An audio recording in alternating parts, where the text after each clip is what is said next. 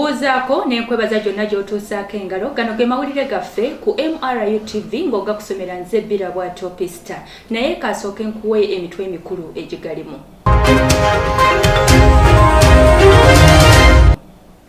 Essomero lya Majet liguddewo olusomo olwokusatu mu ngeri eyeewunyisizza abazadde ate gwo omwala gwe Nakivubo oluvuuvuumo buli lukya lweyongera ate bo ab'ekitebi balajjanidde gavumenti olw'obukyafu obususse mu kitundu kyabwe. Gano n'amalala genkuleetera mu ssaawa eno yennyini.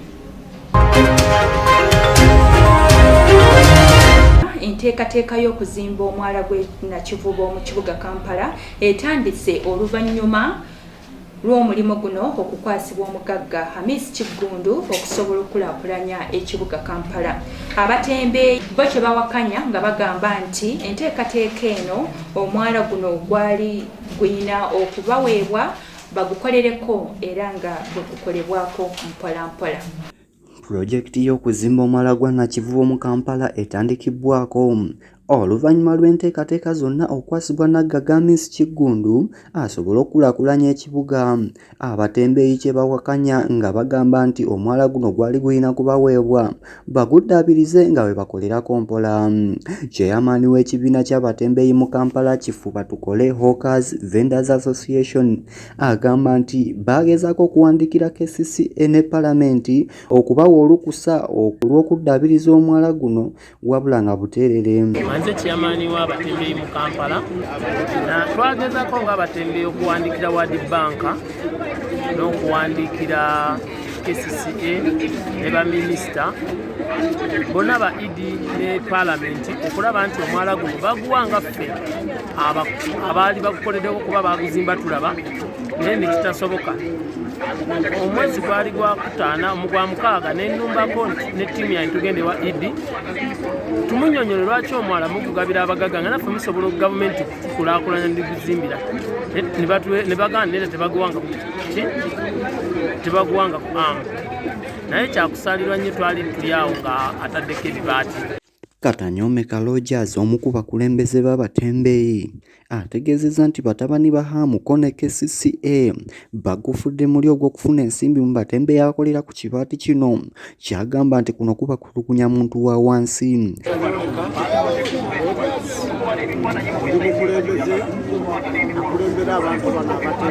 Abantu bano boolaba abawansi ate be bannannyini kulaakulanya kitundu kubanga singa tebabaawo n'ekitundu tekisobola kulaakulanya.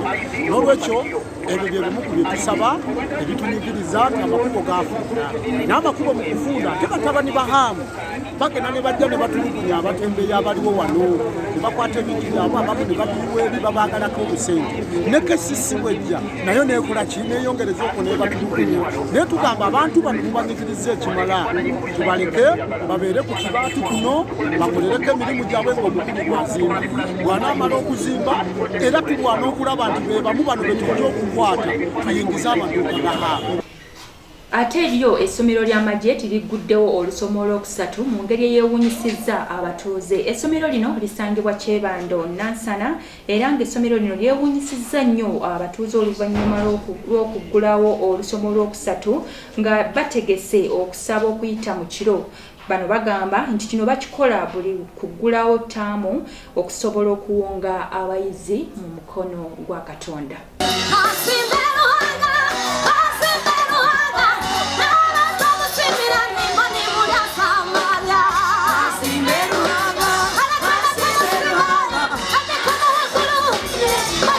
Amasomero amalala gaggulawo olusomo lwa ttaamu ey'okusatu olugalawo omwaka. Essomero lya Majet Secondary School lyaguddewo olusoma luno mu ngeri ey'enjawulo eyeewunyisizza abantu. Baatandise mu kusaba okuyita mu kiroko n'okuwaayo eri Katonda okusobola okuwonga emyoyo gyabwe ko n'obulamu bwabwe eri Katonda asobole okubalungamya mu lusoma luno. Baatandise n'ekivvulu eky'abayimbi ab'enjawulo okusaakanyiza waggulu okwerabira byonna ebibadde bibasumbuwa mu maka gaabwe basobole obwongo okubuza ku ssomero.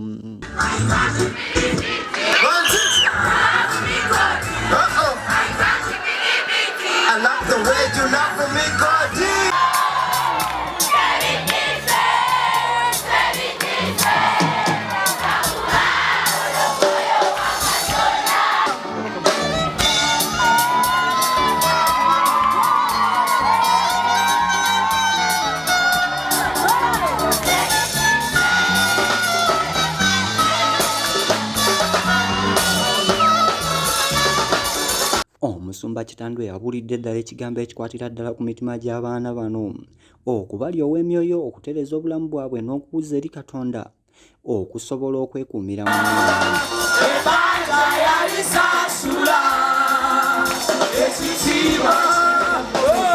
Mukama waffe yeebazibwe nnyo bw'oba wasalawo okuva erudda eri nga walokokera ddala. Mukama yeebazibwe nnyo. Akkiriza Mukama waffe yeebazibwe Mukama waffe n'ekitalo nnyo kitalo ddala era nze bampitanga ne nsabula kibooko oyo gwe balingamba nti akaana kamwe ak'oku majeti kali bwe kati ne bwe kati mwenne namba zammwe nandizifunye ojja kundaba leka kuswaza Yesu teka kuswaza ssomero lyaffe gye tuvudde ffe tumanyiyo. Bwe tugendako mu mawulire gaffe ag'obulimi n'obulonzi tugenzeeko mu kitundu ky'emugongo era ng'eno tusanzeeyo omwami amanyiddwa nga Ssennoga Ibra, ono mulimi wa nnyaanya atunnyonnyodde butya ennyaanya bwe zirimibwamu obulungi. Ono era agenze mu maaso n'atuwa ensonga lwaki ennyaanya zibikibwa ebisubi nga bw'ali mu kukola mu kaseera kano. Ssennoga Ibra, omulimi w'ennyaanya mu kitundu ky'emugongo, ategeezezza nti ennyaanya kye kimu ku birime ebikyasinze okuvaamu ensimbi. Annyonnyodde emitendera egy'enjawulo gy'ayitamu okutuuka ku makungula. Ayongedde n'annyonnyola ensonga lwaki ennyaanya zibikibwa ebisubi nga tezinnatuuka ku mutendera gwa kumulisa. Tuli mu kubikamu nga we mulaba mulimu ebisubi wano waliwo ne wali eri tugenda tubikamu wano wansi ebisubi nga woobiraba. Ennyaanya nagiyiwa mu beedi etwala mwezi mulamba nga mweri etandika ogifukirira kuba ennyaanya tugirima kwa musana kweyimira eba n'omulimu munene era ogifukirira buli lwaggulu. Kiyinza okutwalira omwezi nga mulamba nga buli naku ofukirira naawe okugifunamu ya musana naye eri bweri kigimusa NPK ne DAP akwatirayo amazzi wansi engeri gye tutalina gundi eno mazzi mangi okulabirira teekako ekyo kigimusa kituyambeko okubeera nga ebeerawo tuuka waneezo. Mu buufu bwe bumu era tusobodde okufuna ku mulonzi w'enkoko ono ng'alunda nkoko nzungu ezimanyiddwa nga eza Broiler, naye atunnyonnyodde ku ngeri ennungi omulunzi w'enkoko gy'alina okuba nga akwasaganyamu enkoko zino. Mwami Ssebuufu Ronald agenze mu maaso n'atunnyonnyola ku mmere y'enkoko ennungi erina okuweebwa enkoko naddala ezo eziba zikyali ento. Ronald ngono ye mulunzi wa nkoko ez'ennyama, naye atulambise butya enkoko zino bwe zirundibwamu ne zikola bulungi ennyama ko n'obuzito obusikiriza omusuubuzi. Mu byannyonnyodde essira litadde ku mmere eweebwa obukoko obuto era wano annyonnyodde ebika by'emmere eby'enjawulo ebiweebwa enkoko zino. Ensemmere yabirizika nga tetunava eri mu buluda tusooka ne tukozesa emmere gye bayita sitaata ebikisi bbiri ne tuba tuvudde ku sitaata ne tudda ku gulowa netudda finisa beera finisa owa pleti era yemmere gyemulaba awo eyabiyinzika